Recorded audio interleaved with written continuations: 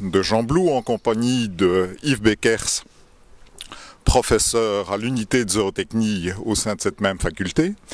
Alors Yves, ton emploi du temps ne te permet pas de nous rejoindre le 8 mai prochain à Beaurain. Alors d'abord je te remercie d'avoir accepté de témoigner par caméra interposée. Merci beaucoup à toi. Alors ton témoignage ce jour-là, tu l'as intitulé Enjeux pour l'élevage wallon. Alors, à tes yeux, quels sont les futurs enjeux de notre élevage? Eh bien, bonjour à tous et toutes mes excuses de ne pas être présent avec vous lors de cette journée. À la question de Charles, je pense que c'est une question très complexe et on peut tenter d'y répondre de différentes manières.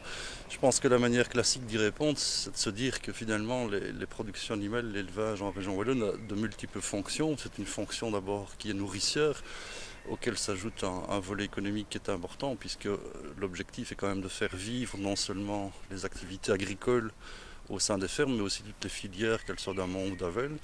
Là-dessus viennent s'ajouter des enjeux dits environnementaux. Il est clair que l'élevage occupe une place importante dans l'espace et qu'elle impacte favorablement ou défavorablement selon cet environnement. Et enfin, il y a bien entendu des enjeux sociétaux qui aussi sont derrière les activités agricoles au niveau de notre région.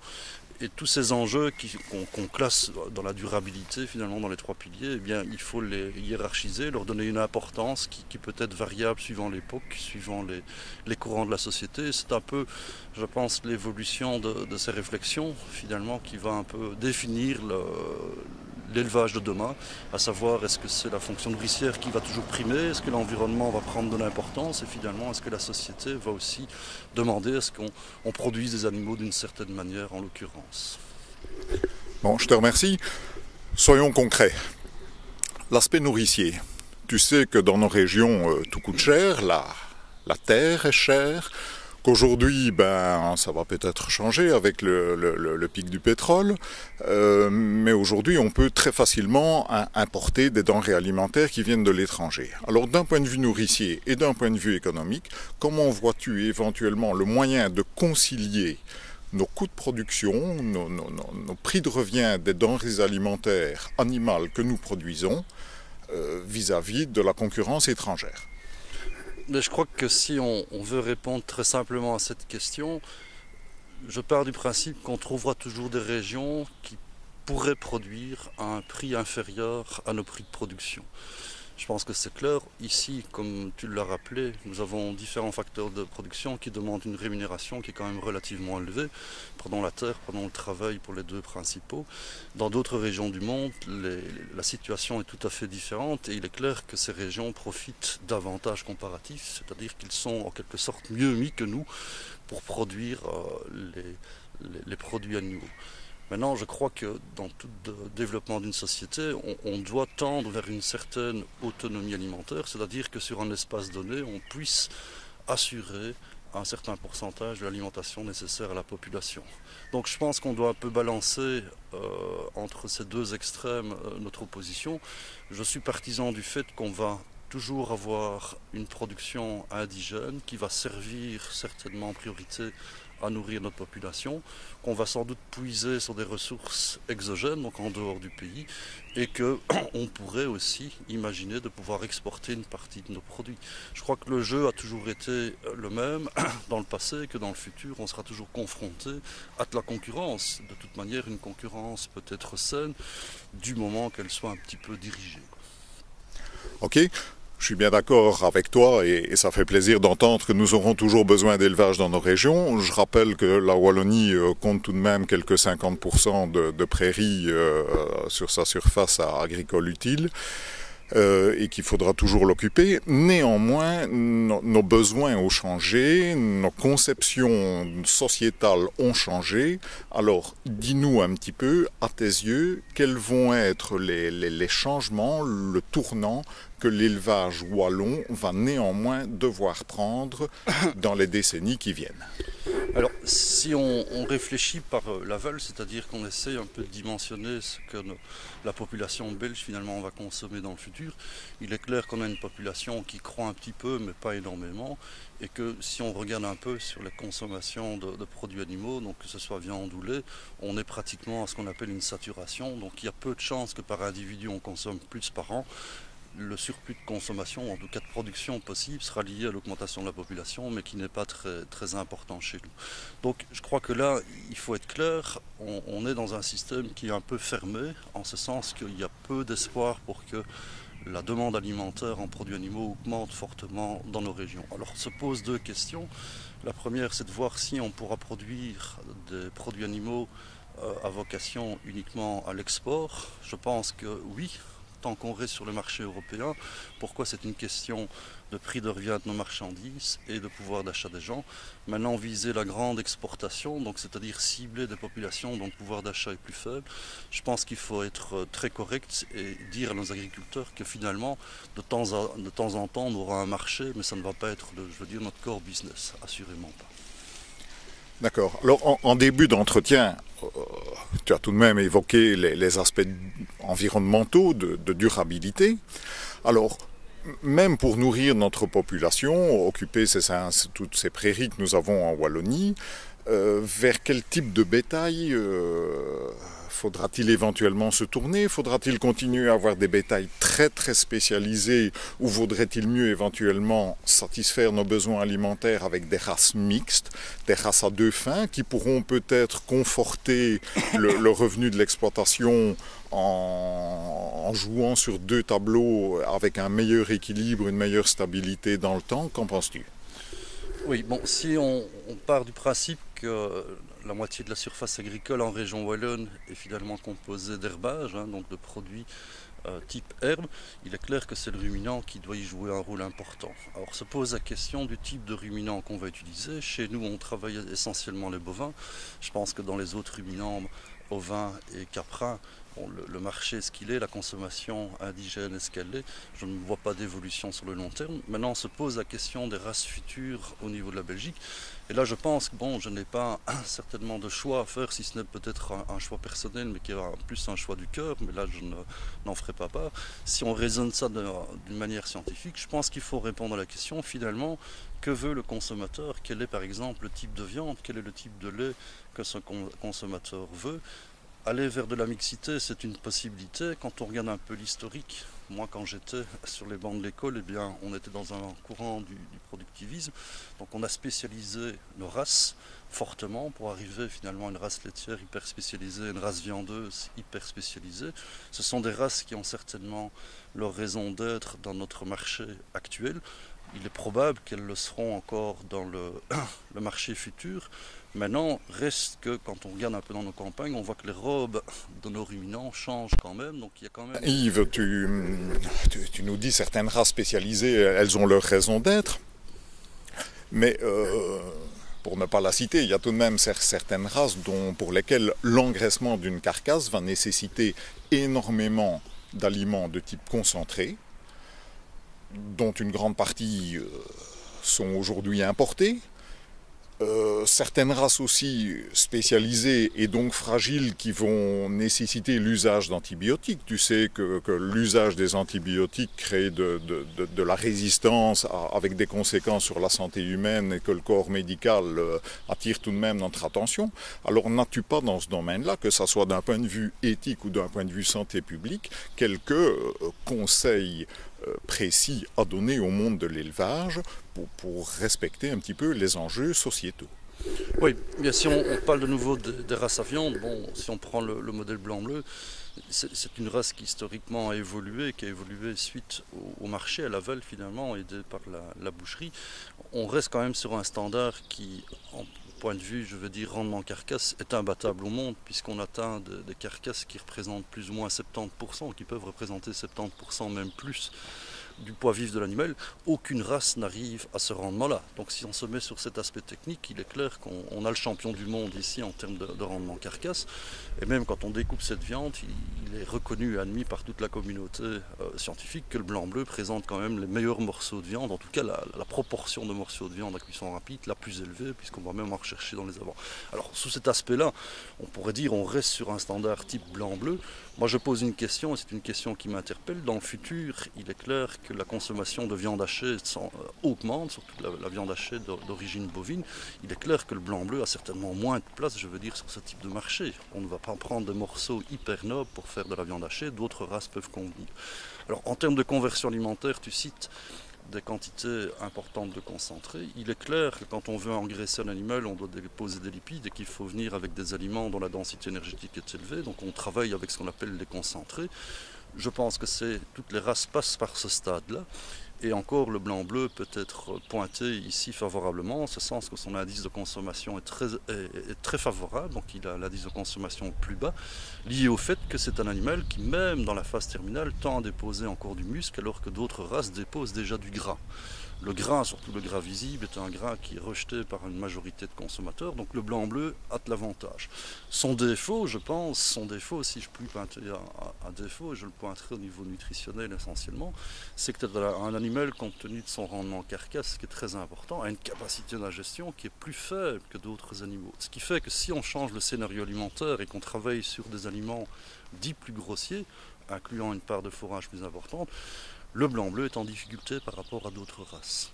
Il est certainement en difficulté, tu poses la question de savoir un peu s'il n'y a pas une compétition entre l'alimentation animale et humaine pour certaines denrées. On peut certainement poser des questions sur la céréale qui serait consommable par l'homme.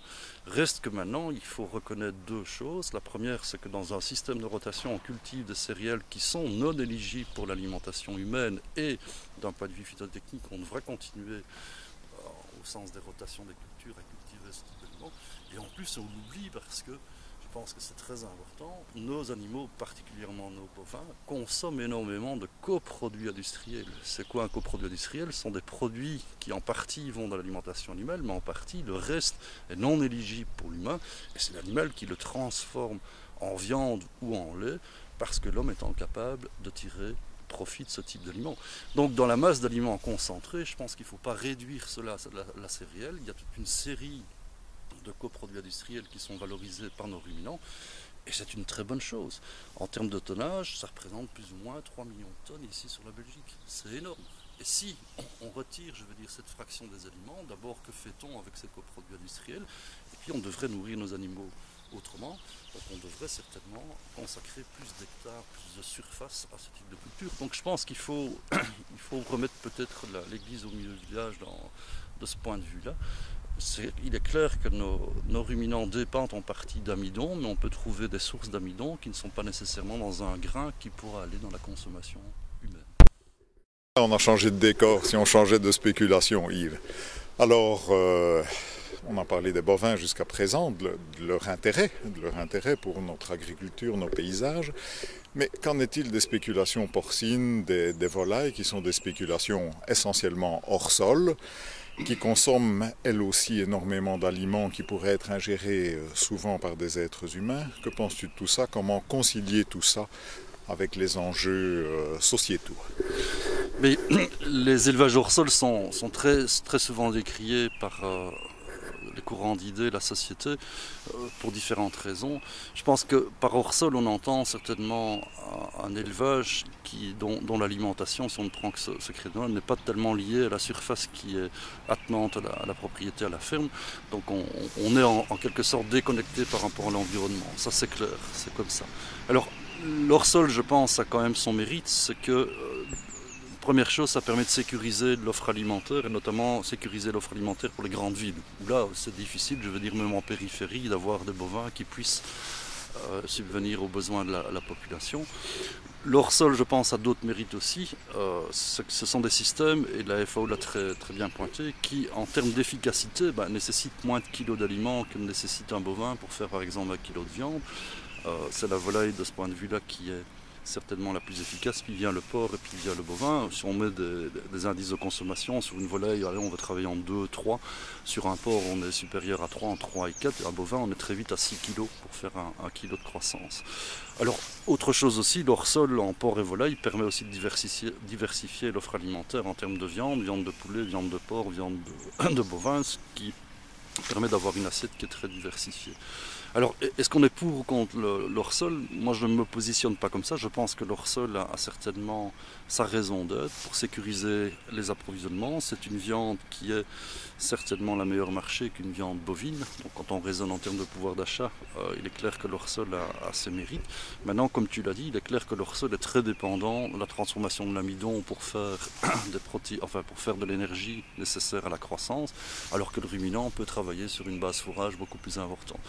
Alors est-ce qu'il y a vraiment, je veux dire, concurrence? Je répète ce que j'ai dit précédemment, dans une rotation de culture, on met de la céréale qui va vers l'alimentation humaine, mais on doit aussi mettre de la céréale qui va essentiellement vers l'alimentation animale et que ça fait partie des rotations, donc ce sont les conduites phytotechniques. Donc quand on doit gérer un paysage, un territoire en termes de SAU, il est clair qu'on doit diversifier ces cultures et qu'il y a des plantes qui sont non éligibles pour l'alimentation humaine, qui sont nécessaires pour des raisons agronomique et que le porc et la volaille peuvent transformer. Maintenant c'est vrai, quand je reçois par exemple de la clientèle du Maghreb ou d'Afrique et qui voient un peu ce qu'on distribue comme aliment aux volailles et aux porcs, ils sont un peu effrayés parce qu'eux ont un raisonnement qui est tout à fait différent. C'est clair, leur référentiel est bon, le nôtre je pense n'est pas mauvais aussi. Ce qu'on peut essayer, c'est certainement de nouveau, et on y arrive, c'est que la volaille et le porc soient peut-être moins dépendant du blé, le blé qui pourrait servir à d'autres applications, mais profite plutôt des coproduits du blé, un peu comme je l'ai dit pour le ruminant aussi. Donc je pense que l'hors-sol a certainement ses mérites, et par rapport au passé, il y a un grand mérite au niveau de l'hors-sol, c'est qu'on a tendance quand même à travailler, du moins pour l'énergie, avec les aliments qui sont produits sur la région. Maintenant, on est toujours très dépendant de la protéine, et c'est une protéine qui est faite essentiellement hors continent européen. On puise essentiellement au niveau du continent américain toute cette protéine. Et c'est une question qui est à l'étude et qui anime pas mal de discussions, cette fameuse autonomie protéique. D'accord. Et à ce niveau-là, ne parlons que l'autonomie protéique. À ce niveau-là, tu crois qu'un jour on pourra, pour ces spéculations porcines et volailles, éventuellement avoir le moyen d'être autonome en protéines locales? Or c'est un grand défi, pourra-t-on être autonome?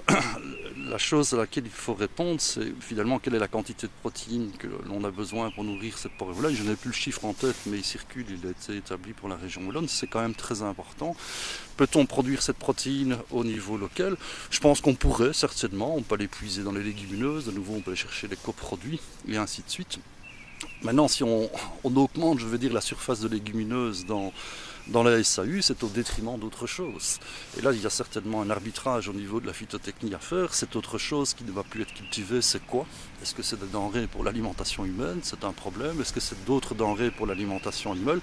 Autrement dit, si je fais très simple, vouloir faire plus de protéines dans nos régions, ce serait certainement au détriment, par exemple, de la céréale. Ce qui veut dire qu'une dépendance protéique actuelle, on pourrait aller vers une certaine dépendance énergétique. Il n'y a qu'une solution à ça, mais qui est peu envisageable, je veux dire, c'est de diminuer fortement le cheptel animal au niveau de la Belgique et qu'on redistribue la SAU pour faire la protéine et l'énergie dont on a besoin. Mais la diminution de cheptel, à mon avis, serait relativement conséquente et pose des questions sur le revenu au niveau des exploitations agricoles. D'accord. Je fais un petit retour en arrière. Tout à l'heure, tu as évoqué les moutons, tu as évoqué les chèvres. Alors, écoute, il y a tout de même des spéculations animales. Ces deux-là en font partie, où notre taux d'auto-approvisionnement est nettement insuffisant. Même si nous ne consommons pas beaucoup de moutons et de produits issus de la chèvre, il y a peut-être un développement dans le domaine. Tu n'y crois pas ? Si, je me suis peut-être mal exprimé tout à l'heure, j'ai dit qu'il n'y avait pas d'avenir, enfin peu d'avenir, je veux dire, pour le vin et le caprin, je me suis mal exprimé, je corrige, c'est-à-dire que je veux dire qu'en termes de consommation, je pense que les habitudes alimentaires sont ce qu'elles sont en Belgique, elles peuvent changer, ça fait partie de l'éducation nutritionnelle, mais ça va prendre du temps. Maintenant, quand on regarde un petit peu le peu de caprin ou de vin que nous consommons en Belgique, eh bien, il faut constater que pratiquement on produit 1 kg sur 3 consommé. Donc ce qui laisserait à penser qu'il y a de la place certainement pour faire de l'ovin et du caprin ici en Belgique. Il y a des tentatives qui ont été faites dans le passé, qui, jusqu'à preuve du contraire, n'ont pas été, je veux dire, n'ont pas eu énormément de succès, puisqu'elles ont tendance à s'étioler, voire à disparaître. C'est un peu dommage, je ne suis pas un spécialiste de ces domaines. Je pense qu'il y a certainement de la place, il y a certainement des agriculteurs qui pourraient investir dans ce type de spéculation. Je pense qu'il y a une grosse réflexion qu'il faut mener. Il ne suffit pas de produire de l'ovin et du caprin, il faut certainement pour ces spéculations accompagner le produit jusque chez le consommateur, c'est-à-dire aussi un peu cadenasser ou maîtriser la commercialisation. Est-ce que, bon, tu parles d'accompagner le produit jusque chez le consommateur, pour le mouton, pour la chèvre, est-ce que ça ne serait pas le cas pour toutes les spéculations, même les spéculations bovines? Parce qu'aujourd'hui, ben, tu le sais, les fermes ont atteint une taille énorme. Est-ce que ce schéma-là, productiviste, quantitatif, semble avoir montré ses limites, puisqu'il y a tout de même un souci dans le monde agricole? Alors ne faudrait-il pas revenir à des fermes de taille un peu plus raisonnable, dans lesquelles le produit pourrait être transformé et accompagné jusqu'au consommateur? C'est souvent une démarche qui est proposée pour solutionner les problèmes agricoles actuels. Je pense qu'il y a du vrai dans ce type de démarche. Il est clair que si l'agriculteur peut apporter plus de valeur ajoutée au produit, c'est-à-dire ne plus se contenter de produire un produit qui quitte la ferme et puis qui est repris par l'agroalimentaire, il est clair que du revenu supplémentaire pourrait être apporté au niveau de la ferme. Ça pose un tas de questions. La première question qui me vient à l'esprit, c'est des métiers différents. Je ne dis pas qu'ils sont pas compatibles, loin de là, il y a des exemples. On peut très bien produire de la matière première, la transformer au sein de la ferme ou dans un autre endroit, mais toujours c'est l'agriculteur qui a la maîtrise, et puis envisager la commercialisation. Je pense qu'il y a des possibilités. Force est de constater que c'est toute une série de métiers qui sont très différents du métier de base de produire, et que c'est peut-être un changement de mentalité qu'il faudra avoir au niveau des exploitations agricoles. Certains rentrent dans cette démarche, il faut les accompagner, il faut les encourager, mais je ne pense pas qu'on pourra généraliser ça. On aura toujours des exploitations agricoles qui sont finalement dimensionnées pour faire ce que j'appelle du produit générique, du produit qui va être repris par l'agroalimentaire, retransformé de différentes façons. Je pense que va coexister ces deux types d'agriculture ici en Belgique, à savoir quelle est celle qui va être prépondérante. Il est clair que c'est actuellement l'agriculture, je veux dire, productiviste, qui produit de la masse, qui est dominante ici. Et par contre, les gens qui produisent, transforment et commercialisent sont minoritaires maintenant. C'est pas parce qu'ils sont minoritaires qu'on ne peut pas s'y intéresser, que du contraire, c'est peut-être eux qui ont besoin de... Yves, jusqu'à présent, nous avons toujours vécu un courant de spécialisation et de productivisme. Alors comment vois-tu l'avenir de cette mentalité-là?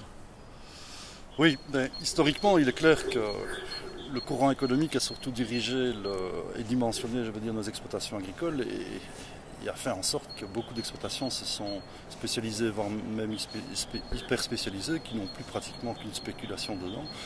Pose la question, est-ce que c'est un modèle qui va durer? Je pense que le paradigme, comme on dit, peut changer.